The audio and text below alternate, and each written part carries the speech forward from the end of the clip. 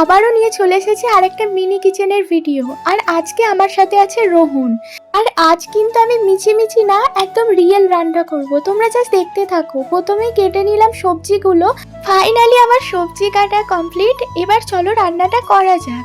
আমি ছোট ছোট পাথরের কুচো দিয়ে একটা ছোট্ট উনুন তৈরি করেছিলাম, তার মধ্যে বসিয়ে দিলাম আমার কড়াটা।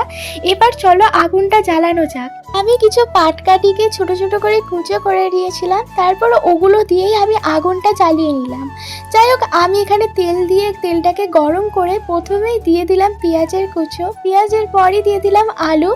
আগুনটা ভালো করে জ্বলছিল না বলে তারপর আমি এখানে ইউজ করলাম ক্যান্ডেল, আর এটাতে বেশ ভালোই রান্না করা যাচ্ছিল। যাই হোক, ভাজা করে তারপর একে একে মশলাপাতিগুলো দিয়ে দিলাম, আর দিয়ে দিলাম একটু জলটা দিয়ে আমি একটু দিয়ে দিলাম চাপা, যাতে জিনিসটা ভালো করে সিদ্ধ হয়। আর এদিকে রোহন তো রেডি হয়ে আছে যে রান্নাটা কখন কমপ্লিট হবে। আর জাস্ট দেখো কালারটা কি সুন্দর এসেছে। তারপর লাস্টে আমি একটু ছড়িয়ে দিলাম ধনেপাতা। ফাইনালি আমার রান্না কমপ্লিট। চলো এবার এটাকে সার্ভ করে রোহনকে প্রথম টেস্ট করতে দেওয়া হোক। যাই হোক, এখানে আমরা রান্নাটা খাই, ততক্ষণ তোমরা একটু সাবস্ক্রাইব করে দাও।